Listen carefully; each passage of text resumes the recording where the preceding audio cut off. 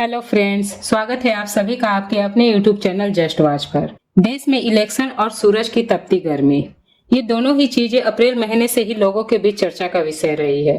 देश में इलेक्शन तो खत्म हो गया, लेकिन सूरज की तपती धूप से आज भी देश की जनता परेशान हो रही है। और इस परेशानी से बचने के लिए लोग अक्सर उन चीजों का यूज करते हैं जिनसे उन्हें इंस्टेंट ठंडक मिलती है, जैसे एसी, कूलर, आइसक्रीम, लस्सी, जूस। इन सभी चीजों के अलावा एक चीज और है जो गर्मी में लोगों द्वारा बहुत ज्यादा कंज्यूम की जाती है, बिना ये सोचे कि जो हम अपने शरीर के अंदर कंज्यूम कर रहे हैं वो क्या सही मायने में हमारे शरीर को ठंडक पहुंचा रही है या नुकसान कर रही है। फ्रेंड्स, वो चीज है कोल्ड ड्रिंक, जिसे सॉफ्ट ड्रिंक के रूप में लोग पीते हैं। और गर्मियों में तो ये सभी का फेवरेट है, चाहे कोई बच्चा हो, बड़ा हो या बुजुर्ग। जो लोग महीने 2 महीने में 1-2 बार कोल्ड ड्रिंक पीते हैं वो पी सकते हैं, अगर वो भी ना पिए तो ज्यादा अच्छा है।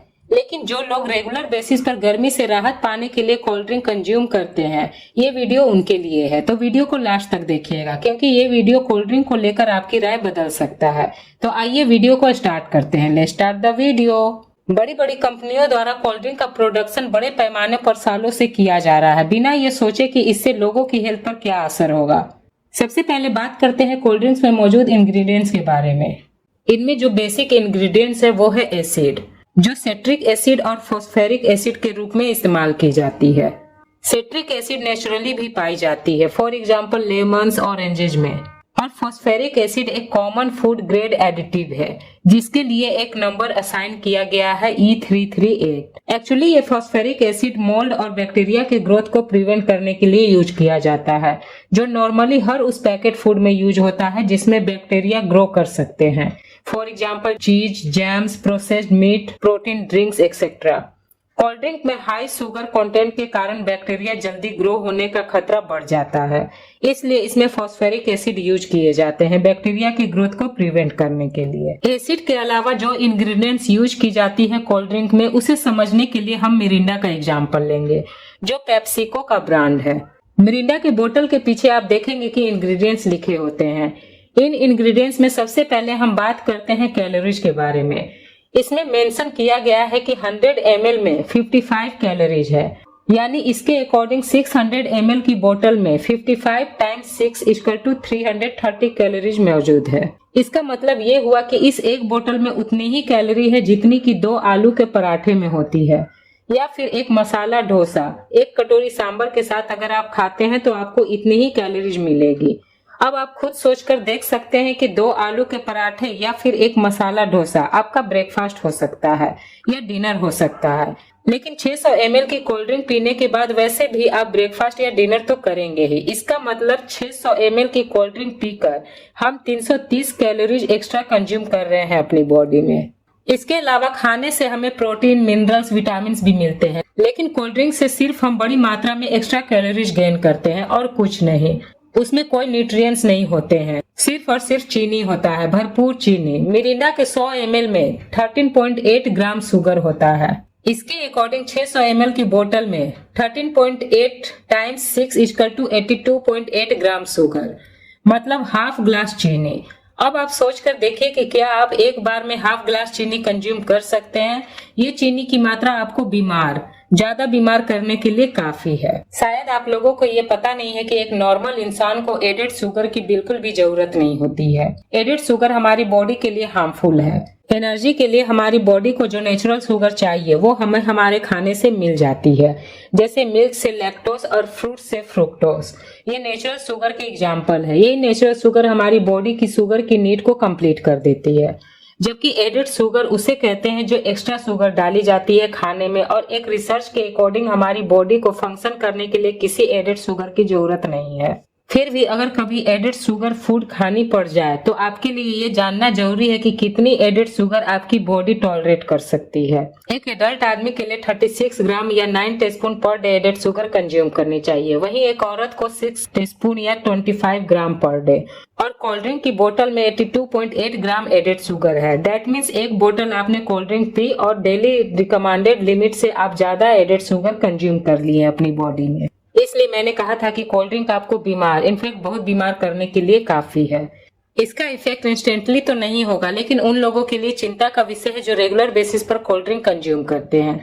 शुगर की ज्यादा मात्रा से joint pain, skin ageing problem, liver damage, type 2 diabetes, kidney problem, heart attack का रिस्क इंक्रीज हो जाएगा और सबसे बड़ी चीज मोटापा इंक्रीज हो जाएगी।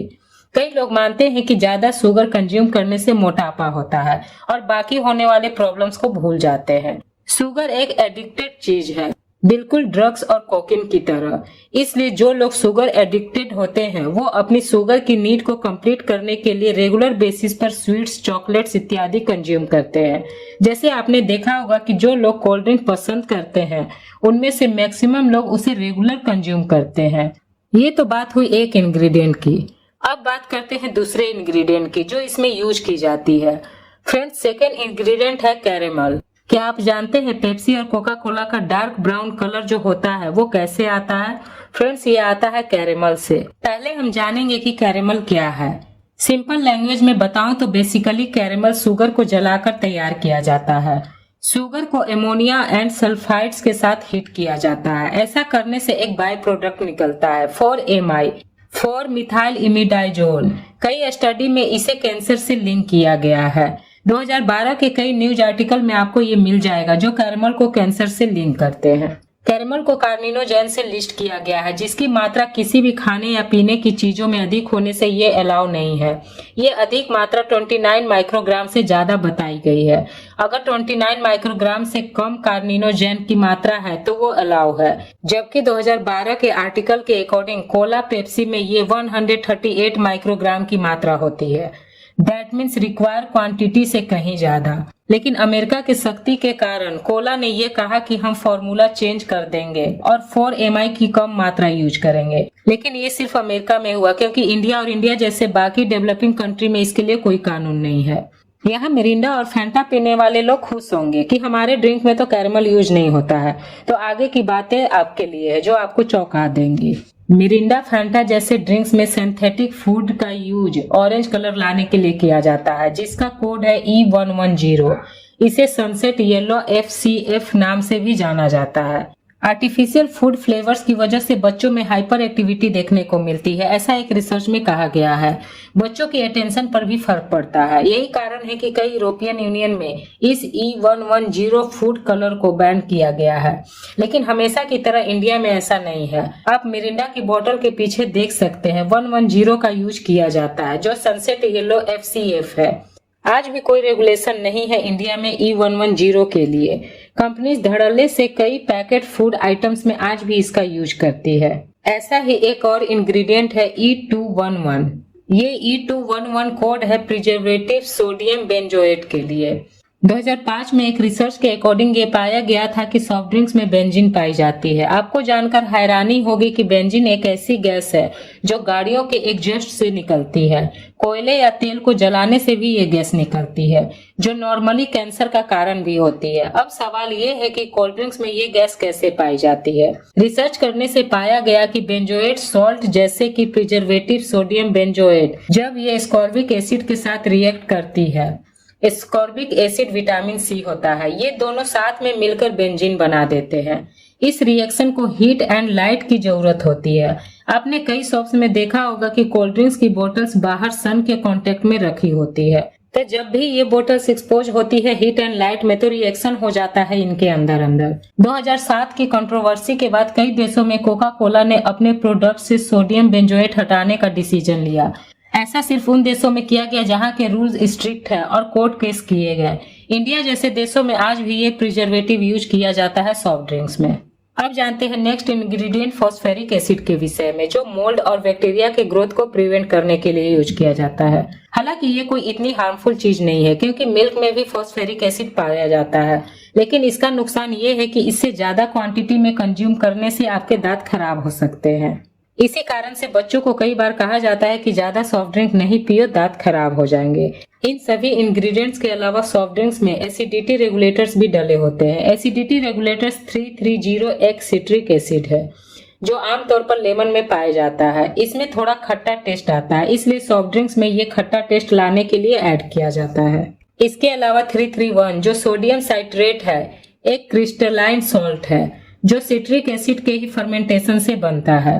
ये एक्चुअली एसिडिटी कम करने में हेल्प करता है सॉफ्ट ड्रिंक की। इसके अलावा सॉफ्ट ड्रिंक खराब ना हो जाए ऑक्सीडाइजेशन की वजह से इसे भी प्रिवेंट करता है।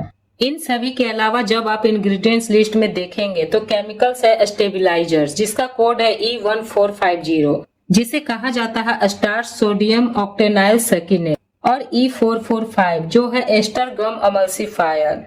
Stabilisers and emulsifier actually help करते हैं दो तरह की लिक्विड को मिक्स करने में जो नॉर्मली मिल नहीं सकते हैं। स्टेबिलाईजर सॉल्यूशन के होमोजेनिटी को भी मेंटेन करता है जिससे ड्रिंक्स में लम्स फॉर्मेशन न हो। और कार्बोनेटेड वाटर भी यूज होता है सॉफ्ट ड्रिंक्स में। जो वाटर है विद कार्बन डाइऑक्साइड, इससे फीज आता है कोल्ड ड्रिंक्स में। जिन लिक्विड में कार्बन डाइऑक्साइड डला होता है उन्हें हम सोडा कहते हैं। तो फाइनली जितने भी सॉफ्ट ड्रिंक्स है वो एक सुगरी सोडा है, क्योंकि सभी इंग्रेडिएंट्स को अगर साइड कर दे तो सॉफ्ट ड्रिंक्स में रह जाता है कार्बोनेटेड वाटर और शुगर, इसलिए सुगरी सोडा।